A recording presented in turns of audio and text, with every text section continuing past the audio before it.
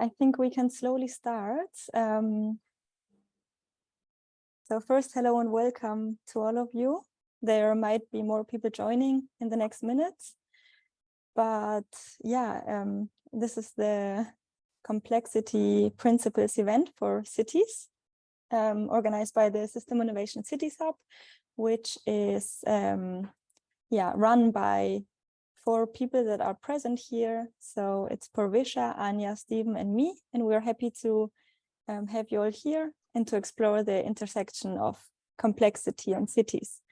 So we will explore a bit what this means in urban environments and collectively think about how to navigate it more effectively.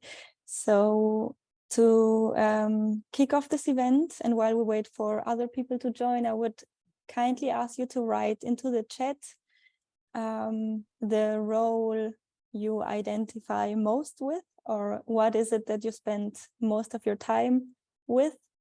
So please take a moment and write it into the chat. For instance, if you define yourself as an urban planner, researcher, gardener, father, mother, or are you simply passionate about cities? We would like to know more about you. We have a learner, architects, urban planners and educators, great, urban designer, a researcher, stakeholder engagement. That's interesting. We will get in touch more closely in the next 1.5 hours. So let me welcome you again and explain a bit on the purpose of this event. So first of all, we want to connect people to each other, connect the community of the hub, and the individuals between each other. And our primary goal is to present the key principles of complexity that we have developed into a paper that we published a couple of weeks ago. And so we want to provide a foundation for you to understand complexity better. And in the second part of the event, we will have breakout sessions, a more interactive part in which you will be able to choose freely based on your interests. And so every level of knowledge is highly valued and welcome here. And this event is also an opportunity to collect case studies around how different cities deal with complexity and make use of it maybe.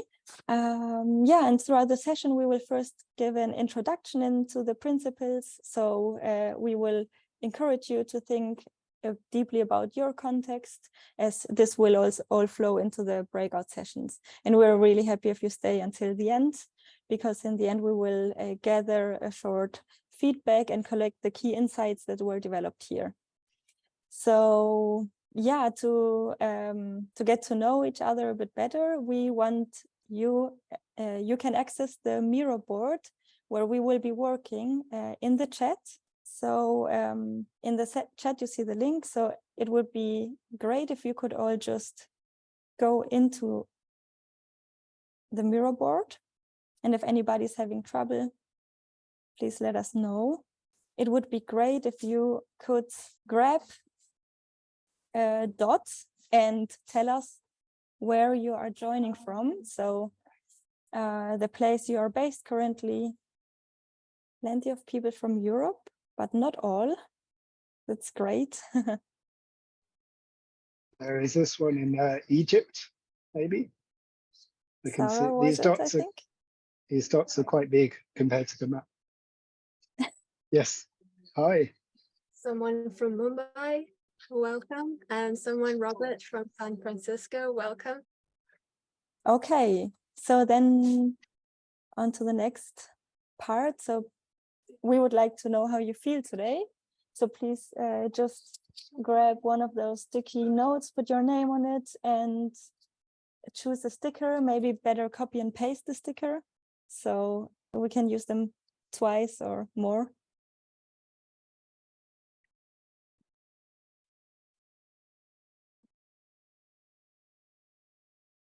Anya is thoughtful, maybe. Sarah is excited. So Joss is in a party mode. And Rob.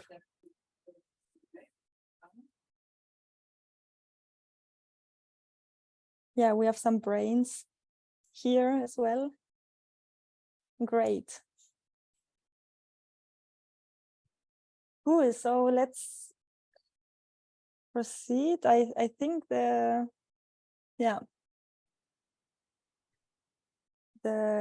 motivation is high.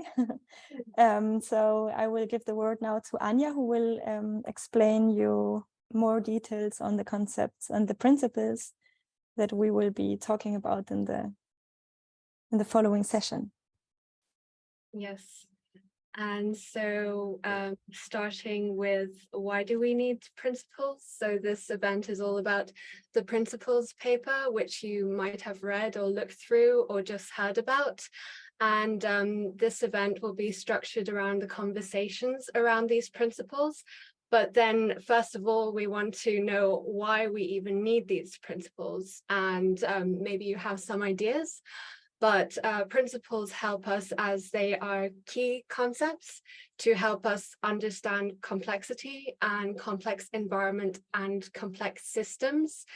And they serve as guidelines to help us navigate around complex cities and complex systems. And they might serve as frameworks or points of observations to help us make better decisions and understand the characteristics of a city before we start acting within them. So also taking in that responsibility of understanding a city as a complex system. And therefore, by understanding it in this way and using these principles, we could tend to avoid the consequences of oversimplification and possible loss of diversity. So this is kind of basic points of why we might need these principles. But if you have any further ideas, please write them down in the chat, as we are aiming to create this shared learning experience with our community and with you.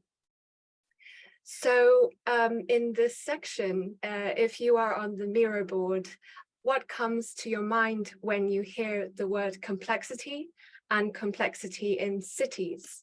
So I'll just give you just a minute to write down your thoughts, and just letting you know that there are no right or wrong answers. And Pavisha, you'll look at the chat, I guess, and you can let us know if there's anything in the chat. And so what comes to your mind when you hear the word complexity and complexity in cities?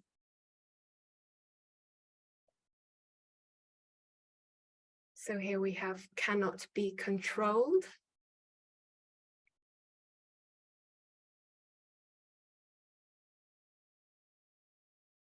The vast range of interconnected and uncertainties in systems, it is difficult to grasp. Cities can be thought of as systems of systems, overlapping and parallel metabolisms, multiple stakeholders involved, with often opposing needs and wants, network of actions and unintended consequences, intersecting networks, mix of forces working in different directions,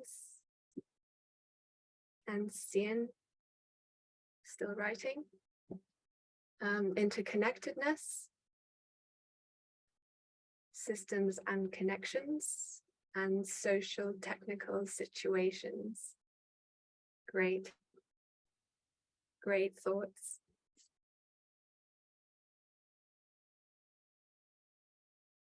And emergent opportunities. Systems of interacting agents, cities moving away from planning to manage information, behavior change, environments. Great. And lastly, growing populations, growing needs and wants. And if there is something in the chat. No, there's nothing in the chat. So I'll move on to the next section. Firstly, understanding what is a complex system. So a complex system is a type of system, just as there is a type of system called a simple system. And a complex system is not just a set of parts with connections that form a whole, but they have many, many wholes, and they interact with other systems.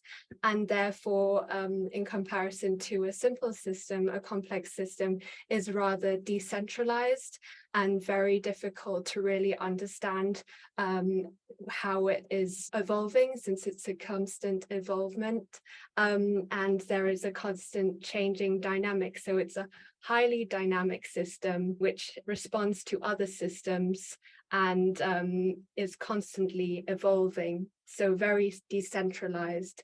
And in terms of cities, they are very complex, and we recognize this more and more with urban planning, how complex they are, as they have multiple scales in their structure that integrate with social and technological subsystems. So this is one aspect of how complex a city is. And then we think about other kind of broader systems and environment and how a city interacts with climate and so on.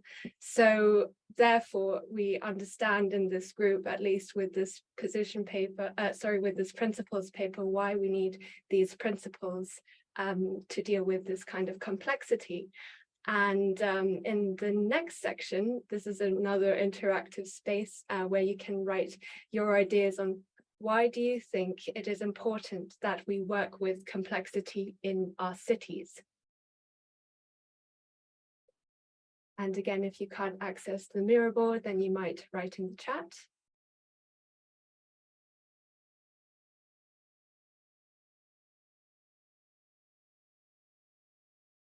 So why do you think it is important that we work with complexity in our cities? So here's an answer: to build climate resilient cities. Mechanistic linearity got us into this mess. Yes, we are creating our own consequences through that kind of reductionist way of thinking.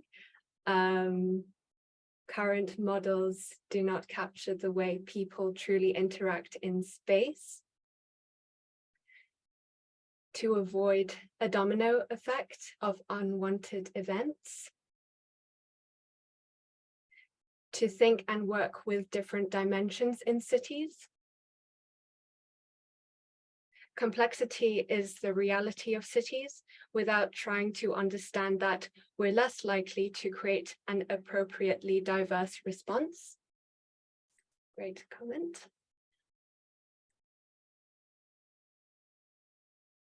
And Yasmin is writing: to better understand the dynamic and structure within a city and move us away from reductionistic approaches when they are not appropriate. And to be able to design and develop cities that are more integrated, circular, and adaptive. And avoid unintended consequences of our interventions. I hope I've read everyone's sticker out.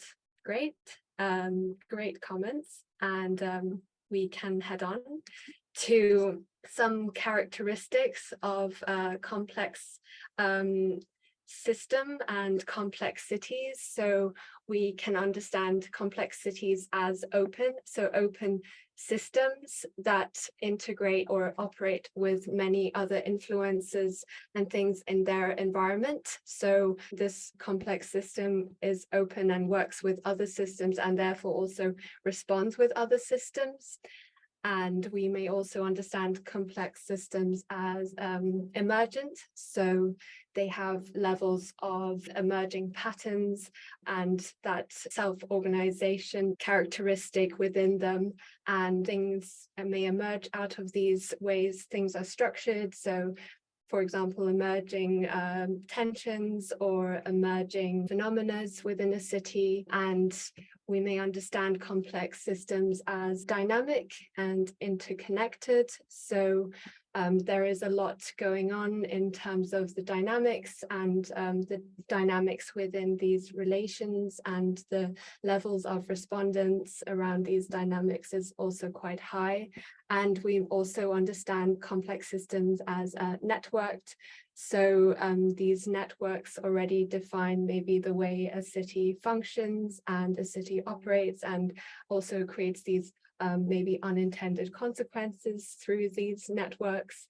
And we understand complex systems in terms of networks and not individual parts. And by understanding these things, we may also understand all of our opportunities we create by understanding cities as complex systems, but also we may also see how unintended consequences could form and be created because of these complex networks.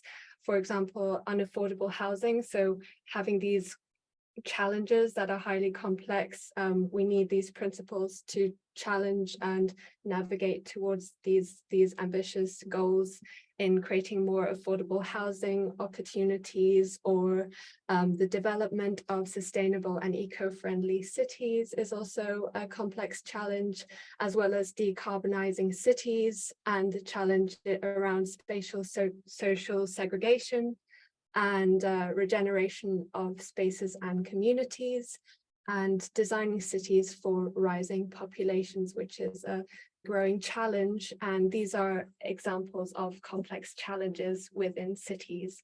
And these principles, which we will introduce to you very soon, can exactly help us navigate around these challenges in a more sustainable way and a less reductionistic way. And these are 4 principles which will be discussed further on in our breakout room session.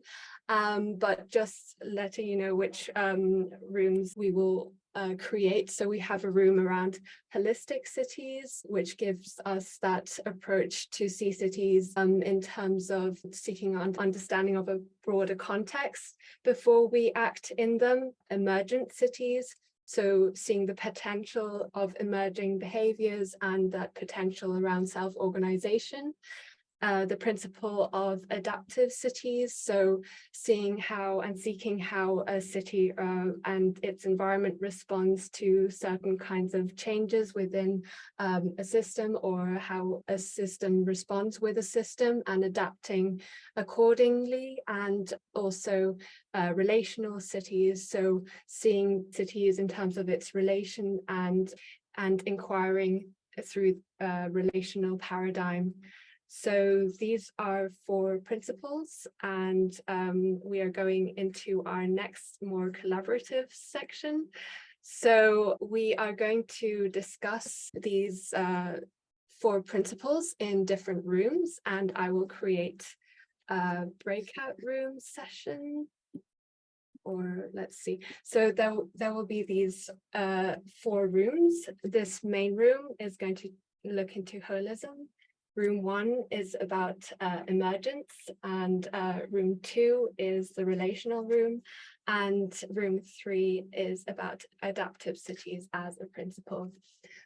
So let me just stop sharing my screen so I can create these rooms to navigate. So we are going to move on slowly to our next step, which is sharing our insights from our principles. Before everyone joins, do you want to mention anything else around holism for cities, or any deep reflections? Okay.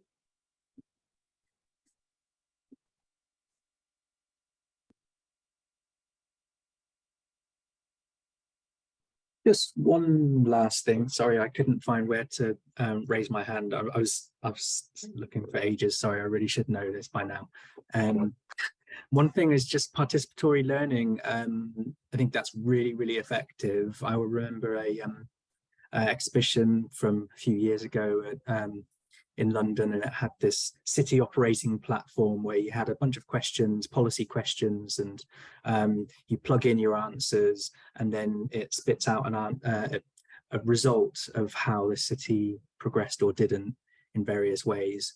And because it was sort of a gamification piece, it made you then go, okay, well, I want to make the outcome better next time. So you start changing your responses, and therefore you're starting to change your values and the way you see things interconnecting. So actually, I'm a taxi driver and I don't want cycle lanes. Well, actually, that may have reduced the overall health of a city. And if you see that, and if you see the outcomes for yourself of how all these things stack up together, I think that's a really, really effective way for individuals learning to change their own values. Yeah, definitely participatory learning. So that goes into our next sharing round of sharing our key insights or learnings and what we discussed in our different principles rooms. So each room is going to share their what they wrote on their sticky notes or summarize them. So in my group here, we looked at holism in cities. Does anyone from my group want to kind of share what we talked about? Or I can maybe share and just add if you have anything that I missed. So we were talking about a lot of things around holism, around cities, and how, as Rob mentioned, participatory learning is an approach to understanding different kinds of perspectives and integrating different kinds of perspectives into understanding cities as a whole in a more integrated way. Also integrating all kinds of disciplines in city planning is something we have discussed, and also asking ourselves the questions, how can we mix qualitative and quantitative data to get a more accurate picture of the city as a whole, and not just focus on our current paradigm and really stay in that track, but also expand our awareness around cities, and also create that shared vision with multiple stakeholders. And we were equally talking about that as a challenge, how we can create that shared vision amongst different kinds of stakeholders, with a case study from Ethiopia, with a great case study around the reluctance in terms of the government being reluctant to create new things for the city, and the public administration challenges around how to integrate informal settlements, and those challenges around and those opportunities in having that mindset or a paradigm shift to understanding cities as wholes and not different kinds of singled or siloed paradigms, and also understanding how finance is structured and how that might create these more siloed approaches and more linear approaches to designing within cities. And is there anything to add from my group? So if there's nothing to add, then we will go into the breakout room number 1 with Birte. Yeah, I had the pleasure to be there with Sarah, who will write her thesis about or comparing emergent or land value in Alexandria in Tokyo. So Sarah, if you want to present a bit what emerged. Okay, hi, I'm Sarah from Alexandria, Egypt. For emergence and city, we have a discussion on that, how our examples of emergence in cities could be explained, like, for example, land value. and the prices of lands in the city could be changed and emerge over time. Also, popularity of spaces. Some places could be known for the residents or in these cities, and other places or not. And also, informal settlements is an example of it's connected to the needs of people and the social needs in general in the city. So and also how we can ideating on creative names for friends. So that was like an example in the beginning of the discussion with each other. So these are examples and their explanations, like types of activities lead to different forms of emergence. We have like social activities and maybe necessary activities, like for example, someone who take a certain street to go from home and to the workplace, and others just go to maybe plaza or some recreational zones to stay with other friends, maybe stay uh, all the day there. So there are many activities in the city, so we can see this emergence could be related to activities and also the connectivity of places and the needs of the people. Uh, we we also thought about the enabler of how we can understand the emergence in the city. So data maybe could be an enabler for that, using spatiotemporal data, for example, to evaluate potential events like population density, social networks, and demographic data. And the data could help us to just understand or explain or maybe propose interventions to create conditions for competition and collaboration with for individuals in the city to uh, understand this emergence, or maybe to uh, intervene in the city for this for some cases. Maybe freedom, creativity, and bottom-up approaches could be like approaches for intervention, and also how we allow connectivity and for the community to understand the interactions, and also to promote how people connect to their environment and how to develop good behavior or collective behavior in the city. So that's like brainstorming of how the emergence uh, could be exemplified in the city. I'm sorry for the long explanation. No, that was great. Thank you, Sarah. Thank you. Thank you. So I'll move on to the next room, which was group relational. Pavisha. Yes. So we discussed the relationality principle. And I had Joe and Eva. Does anyone wanna share what we were discussing? Joe, Eva, either of you. Okay, I'll go ahead and then you guys share if I missed something. Sorry, but I know I might be needing to head out for a minute or two, so that's why I can't. Yeah, no worries. Okay. So we had a very good discussion around, we started off by seeing the importance of having quality as one of the sub principles in our relational principles, and how the quality of relationships is so important and often missed out.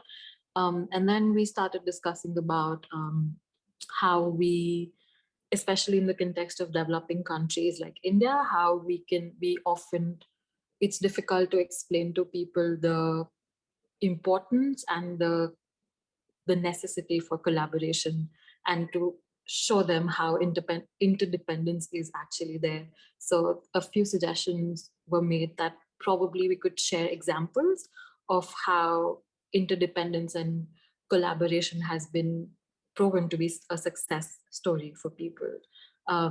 Then we went off to discussing, I don't know, what were we discussing? The co-creation element, and then how oftentimes that could lead to people going into adding things without explaining the context. So we brought up the idea of Low Tech, this book by Julia Watson, and it's a brilliant book in bringing about the examples of regenerative ways of designing. But then if it's not done contextually, it can be more extractive rather than helpful. So how important context is in designing. And that brings me to this book that Joe has written called Listen to Your Land. So please check that book out if you are curious or interested about contextuality within the built environment. And then we discussed about the underlying worldview behind these contextual problems and how we still look at things in parts rather than looking at it at a whole systems level, and how we still talk about growth being the underpinning, economics being the underpinning idea behind everything that we do. Yes, I think Joe can share the link, Stephen. And then how these, how everything needs to be quantified, right? So how that is also one of the root reasons why, yeah, we are lacking. So yeah, did I miss anything ever, Joe? I think you've covered it pretty much very well. So that was us. Great, thank you very much. And then last but not least, Stephen's group in cities that are adaptive. Thank you. And yeah, it's really interesting to hear the summaries from the previous groups, and we touched on some of those topics too, particularly in co-production. We had a wonderful conversation, and I wonder if my colleagues, if either of them would like to have a go at feeding back. I can, if you want. I can summarize. Yeah. Fantastic. Okay, thanks, Sean. Thank you. Yeah, we started with the an overall concept of stasis versus change, and even if we're talking about adaptation, how that's just a metaphor of living organisms that have to keep certain lessons from the past. Their biological certain structures remain, but others have to adapt and change. So obviously cities have the same thing. There's something solid we have to keep. There's certain cycles for certain things like infrastructure, which are cycles of hundreds of years, whereas other little places like a city park would have to be dynamic and changing very, very quickly. So you have a framework of cycles that are long or fixed, and like I said, psychological components that keep you grounded, that that your neighborhood has that same building or that same tree that you grew up with. There's reasons for fixing things, but we do have to get better at change. Where we haven't been adapting for climate change, and we haven't been adapting to new demographic processes or new ways of living. We just end up keep building the same streets, paved with asphalt and all that stuff the same way. And we talked about how, like, this Indonesian waste problem, just the authorities just attacking the problem the same way again and again. And so we have to change and break through the locked in systems that we've got and the silo thinking. That's part of the reason why we're not adapting. It's just natural for us to keep doing things the way, and there's so many systems that are built into us that keep things the way they are. We have a resistance to change. So we ended up drilling down into how to break through those types of things. And that led us to the co-creation discussion, which other groups seem to have reached. And we talked about how at some point co-creation pivots over into governance. If you get enough co-creation working as a catalyst and it repeats, and then you can get some cycles going, then you can start to get governance. And then we started to discuss how that mechanism happens when you have power dynamics to deal with. How can we break through the power dynamics? And I said the lock-in, and we, it's applying different types of informational pressures and motivational pressures on the one hand, and maybe some grassroots tactical urbanism. And we just talked about different mechanisms where we could either have power groups relinquishing the sort of decision-making structures, or at least opening up their minds to different ways of making decisions, or grassroots groups making it, creating a context where that seems like the only way that they can go forward, just through example and other interesting things. And I love this idea that you mentioned, Stefan, about the imagination activists. And I don't know if that it sounds like it came from a top-down idea, that a government realized that they were stuck, and that they created this information activists within their own government structure. So they were self-aware enough to provoke the change. But I thought that was a really creative, interesting thought. But that might have come from grassroots idea as well. I think that's what I would throw out there first. I don't know if somebody else could jump in there, Stefan and Aline. All right, it's a brilliant summary, Sean. Yeah, thank you. Aline, did you want to add? I think there were the main points, so thank you for summarizing. Thank you, Sean. Thank you. Great. Maybe we can open the stage a bit to see if anybody wants to comment on any of the groups that were presented here. So I personally see, for example, that many of these topics also flow into each other. We have the topic of how can we let positive things emerge for us to adapt better our cities. And this is all done through relationships, or increasing the connectivity between the members of a system. Yeah, so is there anything that anybody wants to add to or bring into the discussion? I would like to throw out a question with a bit of a comparison. For example, on the economic stage, we've talked about now for about 20 years how the GDP is just a useless measurement that should have been thrown away. But if you go into any news organization, they still talk about it. At the urban planning level, we still talk about things like, just setbacks and zoning requirements. And those are considered useless by most, I think, forward-thinking urban designers and planners, but they're still there in almost every city. How does this get us to change just urban planning systems like that? I would say more of a question, a provocation. If anybody had thoughts. I mean, for instance, you have the municipality movement, for example, in Barcelona, where bottom-up or grassroots movements or organizations have taken over local politics and are now really deciding within the structures that you find in local authorities. They're really changing things in Barcelona. So this is like where bottom-up or grassroots movement merge with the really rigid bureaucratic structures, but they are trying their best to leading to a quick change there. So this is maybe one inspiring example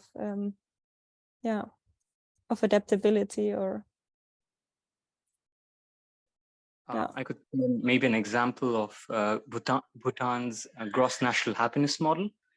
That's completely like the leading change. But then again, it's very dangerous to mention it just without the context.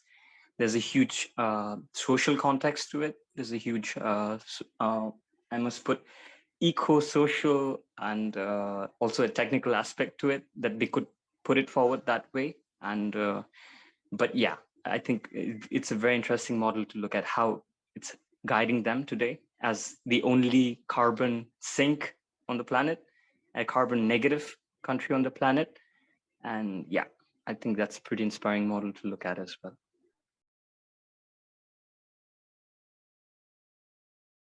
Thank you very much. You could, sorry, Anya. Oh, you continue, Stephen.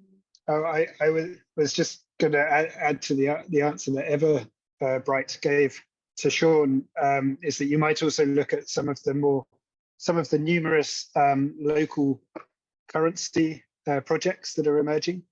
We're aware of some in Brazil and in Colombia, where communities themselves, so from a grassroots perspective, are developing a local currency that can support local, civic development at the same time as support local development, which takes it away from, which it at least starts to your point of wresting the power back from decision making, and slightly addressing the point around GDP as a measure, when we're thinking much more around social value in communities.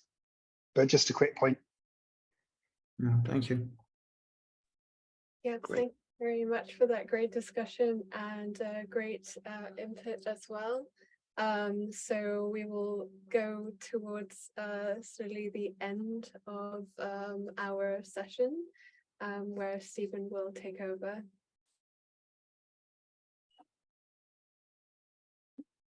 Oh yes, I'm off mute. Yeah, so, well, hearty thank you to everyone for just looking at the board. There's so many rich concepts, and the engagement, the discussions, I found incredibly stimulating, and I hope you did too. And I hope you met people that you might not have met before, that you've been able to share ideas and learn something from other people. So, really heartfelt thank you to you all for your time, and for your energy in engaging in this session today, which I find so fascinating and I'm really, really passionate about. So we've got a little panel here. So either now during the call or if you have any thoughts later, please do share any feedback you have on this event, any comments, how we might be able to do it better or differently in the future.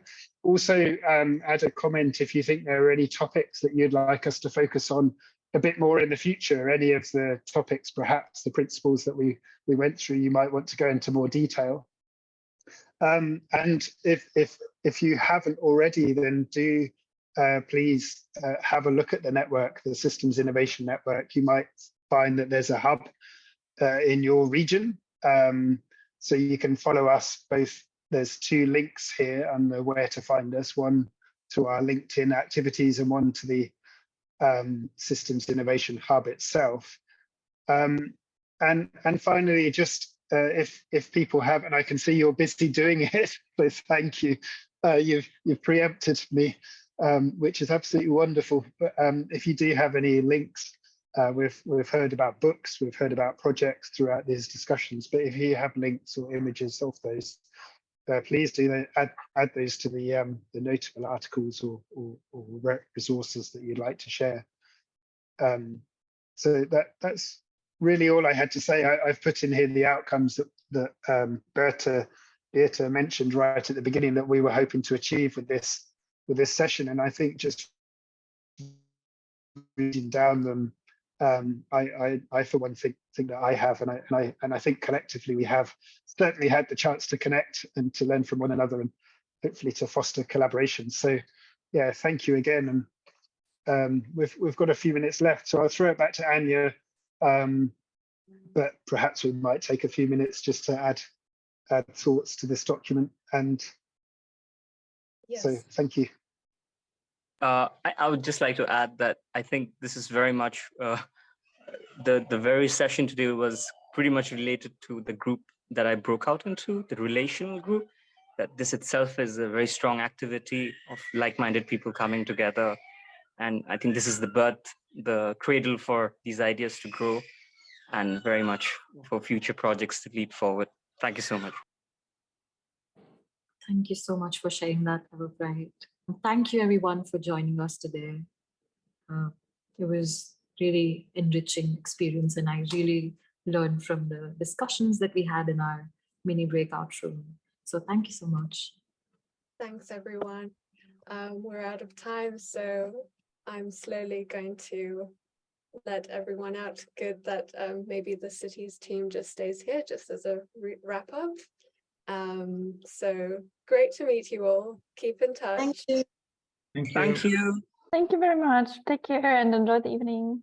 Thank you. Thank you. You too. You too. Bye bye. Keep in touch. Ciao.